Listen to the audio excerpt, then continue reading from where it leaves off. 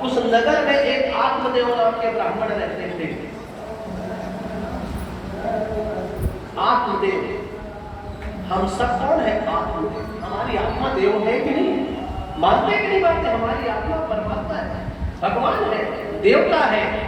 तो आत्मदेव ब्राह्मण रहते थे, बड़े सुंदर अच्छे परिवार के थे, भगवान का पूजा पाठ करते थे, नित्य संध्या गायत्री करते थे। और उनकी पत्नी का नाम था धुंधुली। धुंधुली शब्द का व्याकरण से अर्थ देखेंगे तो बुद्धि को धुंधली कहते हैं। बिगड़ी हुई बुद्धि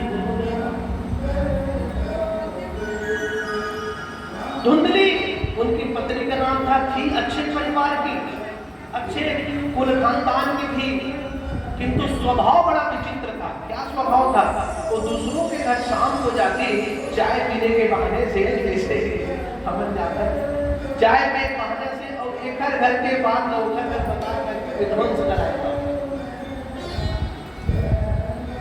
सदैव कुतर्क लगाती रहती थी। अब दोनों पति पत्नी शांति पूर्वक बढ़िया रहते थे। पति शांति पूर्वक रहते थे, पत्नी का स्वभाव। अच्छा, कभी कभी कट्टो बड़े ऑफिसर है, घर का शांत बाबू बरोबर समय बहुत समय बीत गया। उन आत्मदेव ब्राह्मण के यहाँ कोई संतान नहीं हुई। बहुत दुखी रहते थे, अनेक प्रकार के यज्ञ किए, दान किए कि भाई मेरे घर संतान हो जाए। बहुत सारा उपाय कर डाला, कुछ नहीं हुआ। तब एक दिन समय जब बीतने लगा तो उन्होंने सोचा कि अब मुझे आत्महत्या करनी है। ऐसा मन में विचार करके घर छोड़ करके जंगल में चले गए। आत्मदेव आत्महत्या करने चले।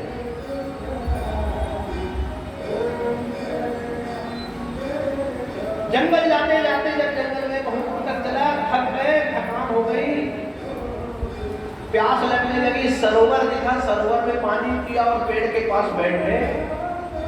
इतने में नींद आ गई। थोड़ी देर बाद एक महात्मा उसी जलाशय में पानी पीने के लिए आए। उनकी हलचल से उनका ध्यान खुला, देखा अरे संत जी आए हैं। और संत महात्माओं के पास, साधुओं के पास कोई दुर्लभ वस्तु है ही नहीं। दौड़ करके पैर पकड़ लिया, महाराज कृपा कर दीजिए, मुझ पर आशीर्वाद प्रदान करे। बोले क्या बात है? बोले महाराज मेरे घर जो गाय को पाला हूं अभी तक बच्चा नहीं दी। ये गाय, अरे ये क्या समस्या है? बोले नहीं महाराज मेरे घर जो पेड़ है वो पेड़ में फल ही नहीं लगता।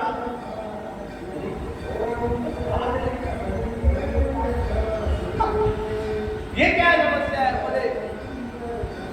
बोले महाराज क्या बताऊं, इस अपार संपदा होने के बाद भी, सब कुछ होने के बाद भी मुझे मेरे घर में मेरे मरने के बाद कोई पिंड दान करे ऐसा कोई संतान नहीं। मुझ पर भगवान की कृपा नहीं हो रही है। महाराज आपका चरण पकड़ता हूं, मुझे पुत्र प्रदान करे ताकि मेरा पिंड दान करे। मरने के बाद कोई पानी तो मुझे दे। महात्मा जी ने देखा उसके माथे की रेखा को और देख करके कहने लगे अरे क्या तुम प्रपंच में फंस रहे हो? महात्मा लोग सीधा बात नहीं करते, आपकी बात करते। ये सब प्रपंच में नहीं फंसना ब्राह्मण, भगवान की भक्ति करो, जीवन को धन्य करो। नहीं महाराज कोई पानी दे भैया। महात्मा कहने लगे तू मर जाएगा, उसके बाद क्या गारंटी है कि तेरा बेटा तेरा पिंड दान करेगा, तेरे नाम से कोई तर्पण करेगा, इसकी कोई गारंटी है? नहीं।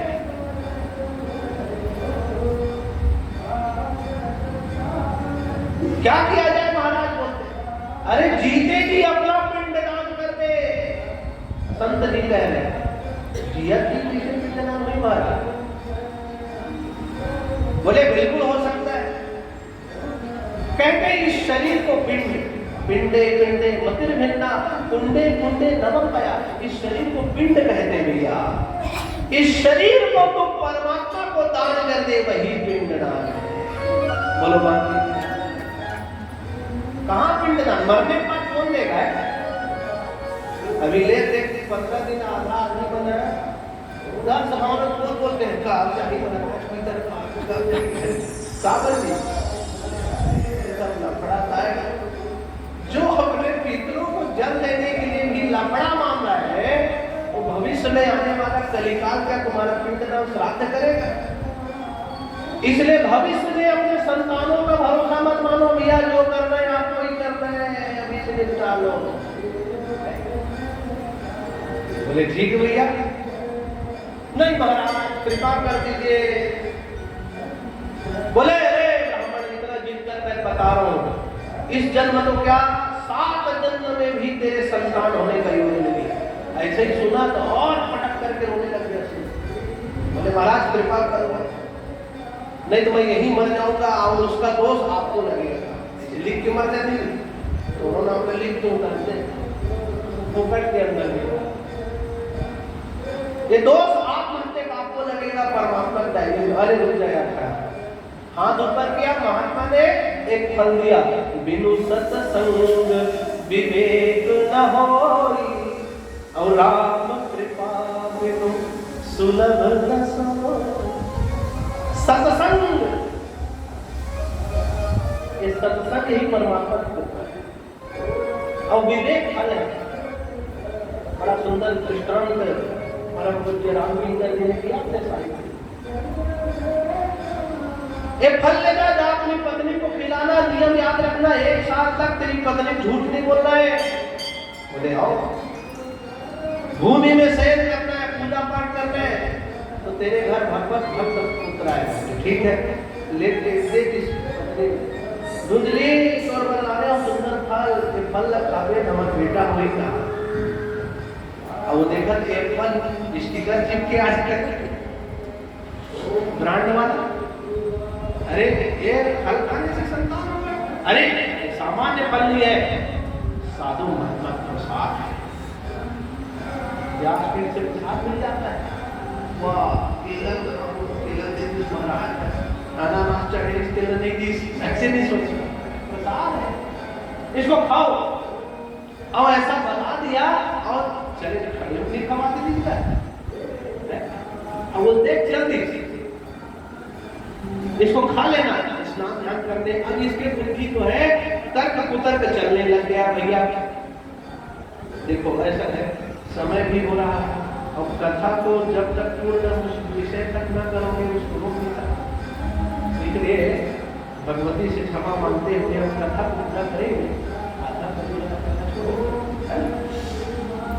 समय से होगा, बोलो बाकी बिहारी लाल की फल दिया और निवृत्त हो गए, निवृत्त होने चले गए स्नान ध्यान करने के लिए। इधर घर में रुदली की सखी आई बैठने के लिए। जब सखी आई तो ये सारा विषय बताने लगी। रे सखी क्या बताओ, मेरे पति ने फल लाया, इसको खाओ गर्भवती हो जाओगी, ऐसा उन्होंने कहा है। अब उसका तर्क शुरू हो गया। बोले यदि मैं गर्भवती हो जाती हूँ और हमारे गांव में डाकुओं ने आक्रमण कर दिया तो पेट खाली होने के कारण मैं दौड़ भी नहीं पाऊंगी। अच्छा चलो वो आक्रमण हो चाहे ना हो, क्या पुत्र कर रही है कि रे सखी, ऐसा कहा जाता है कि यदि गर्भवती होती है तो घर से परिवार वाले आते हैं सेवा करने के लिए, तो मेरी ननद यदि मेरा सेवा करने आएगी और मेरे सामने में वो माल बताकर खाएगी तो मैं चुपचाप बैठे रहूंगी, तब भी मुझको कष्ट होगा। कहा था बोले ठीक है। ऐसा अनेक प्रकार का तर्क उतर करते हुए क्या कहा, इस फल को ले। कुछ दिन बाद उसकी बहन आई, धुंधली की बहन। बहन को बातों को बताया। बहन कहने लगी है सुन, मोर 4 घर लेकर और 5वां हो गया और मोर पति को पैसा चाहिए। तू एक काम करना, मेरे पति को पैसा दे देना और ये मेरी संतान को तू रख लेना और ये फल लगा करो नहीं कहे गड़बड़ खवा गैया खिला देना, प्रैक्टिकल हो जाए क्या फल करे बच्चा होता है समझ आ जाए। इधर आत्मदेव ने पूछा तो बोले फल खा लिए, और वैसे ही किया, गर्भवती होने का नाटक किया। समय बीतने पर वो फल वो भैया को खिला दिया। कुछ दिन समय बीत गया, इधर उसकी बहन का बच्चा हुआ, तो इसने खबर भिजवा दिया कि मेरी भी संतान हो गई है। आत्मदेव ब्राह्मण प्रसन्न हो गए, अरे वाह मेरे घर संतान हुई, बहुत सुंदर, बहुत सारा दान मान किए, संतान हो गई, जय हो जय हो। अब नामकरण किया जाए भाई संतान का। बोले मैं आत्मदेव तो मेरे बच्चे का नाम रखूंगा ब्रह्मदेव। वाह, धुंधली कहती है साला पीला गलत कमे से है, मोर पेट में 9 महीना रही और तय नामकरण कर दे। नहीं मैं नामकरण कहूँ। बोले क्या नाम करोगे? तो बोले मेरा नाम धुंधली है तो मेरे बच्चे का नाम धुंधकारी होगा। बोले ठीक है, चार मेरी सुखी रहा।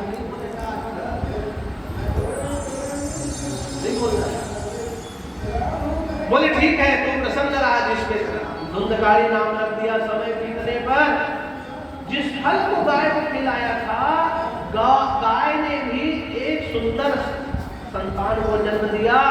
संपूर्ण शरीर मनुष्य का था और कान बस गाय के थे। जब उस बालक का जन्म हुआ गाय के पेट से, तो सुंदर देवताओं का जय जयकार होने लगा, पुष्प वर्षा होने लगे, मंदिरों की घंटियां बजने लगी। बोलो गोकर्ण महाराज जय जयकार हो। सुंदर बढ़िया लोगों में चर्चा हो गया, देखो इसका कैसा भाग्य लग गया आत्मदेव का, इसके घर संतान हुआ। गाय का भी मनुष्य के जैसा संतान हो गया। इसका नामकरण आत्मदेव ब्राह्मण ने रखा गोकर्ण।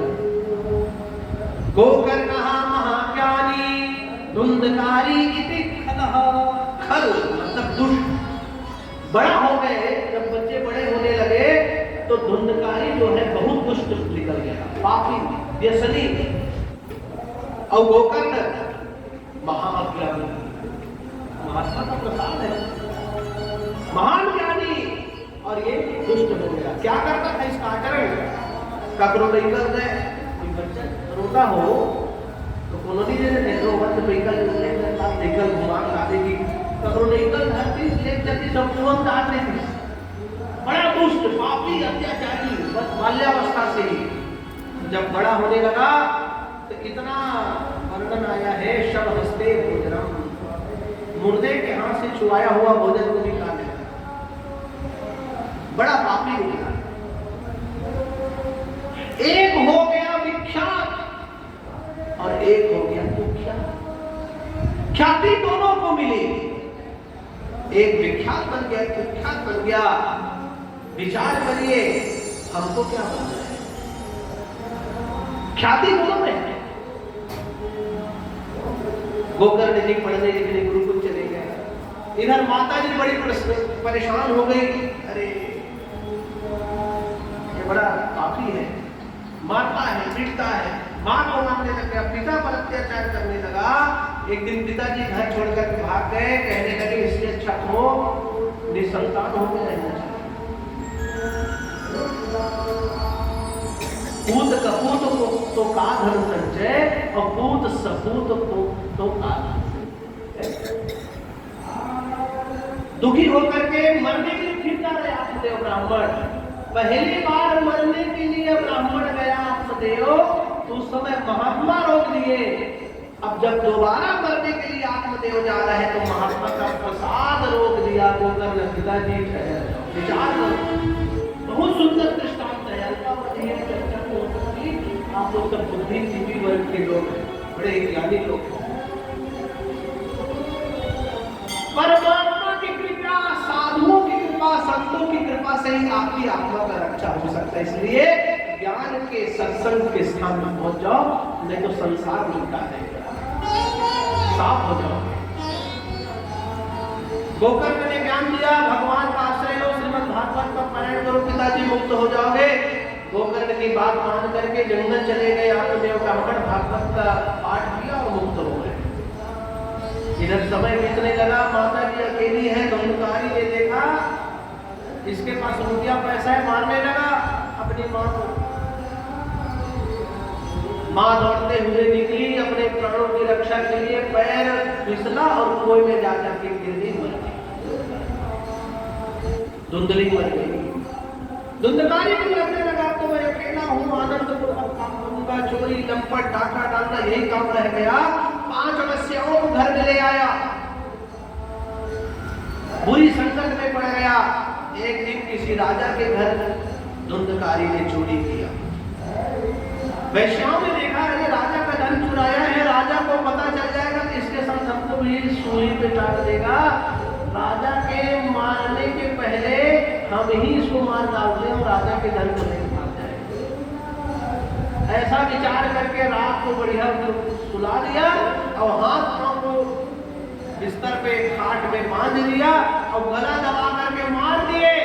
और उतने में भी प्राण छटपटाने लगा तो देवियों ने मुंह को खोला तो तीसरी ने जलता हुआ कोयला उसके मुंह में ठूस ठूस करके उसको मार डाला। बड़ा भयानक मृत्यु।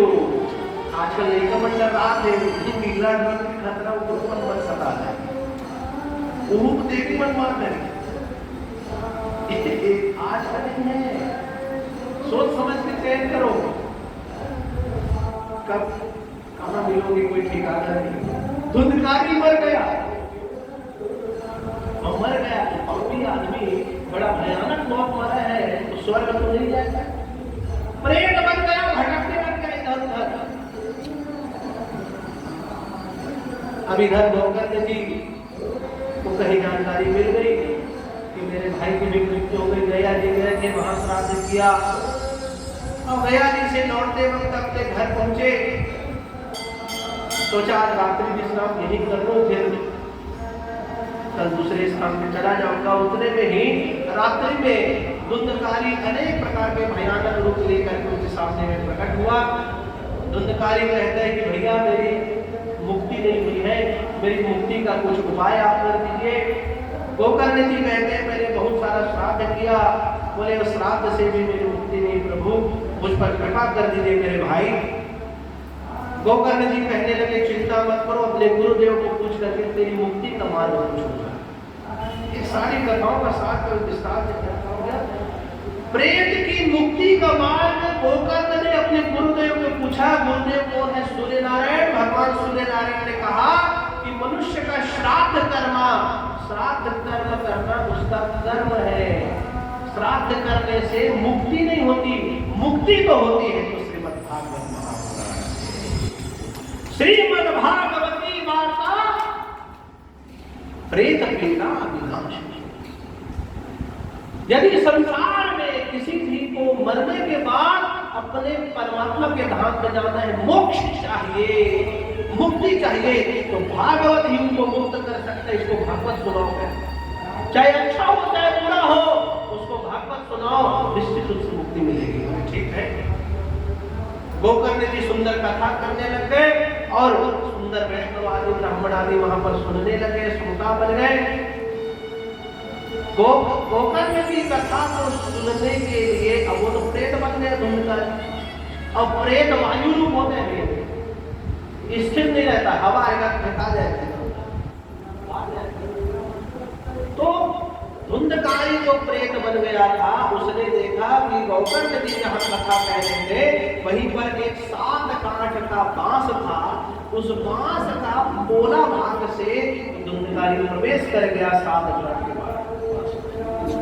गोकर्ण जी की कथा को सुनता था, दिन भर कथा सुनता था और रात को उस कथा को चिंतन करता था, विचार करता था। ऐसा करते करते करते करते 7 दिन बीत गए और प्रथम दिन पहला बांस का जो 7 ग्रंथि है उसमें प्रथम ग्रंथि टूट गई, दूसरे दिन दूसरी ग्रंथि टूट गई, तीसरे दिन तीसरे, ऐसे करते करते 7 दिन में उस बांस की 7 ग्रंथियां गांठें खुल गई।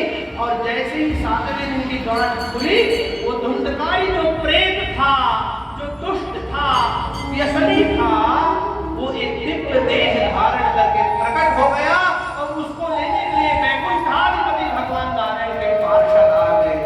जय जयकार।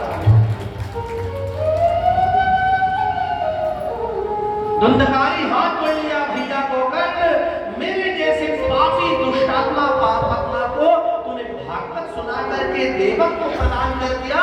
कितना दुर्लभ है भागवत की कथा। हमारा कितना बड़ा सौभाग्य है कि हमको भागवत की दिव्य कथा सुनने का अवसर मिला। कहीं न कहीं हमारे जितने भी परिजन हो सब मुक्त हो, परमात्मा की कृपा प्राप्त। अन्य जितने श्रोता बंधु बैठे थे सबने हाथ जोड़ करके गोकर्ण जी को कहा कि हे गोकर्ण जी, कथा तो हम सब ने सुना था, लेकिन केवल धुंधकारी के लिए विमान आया, वैकुंठ के पार्षद आए लेने के लिए, हमारे लिए विमान क्यों नहीं आया?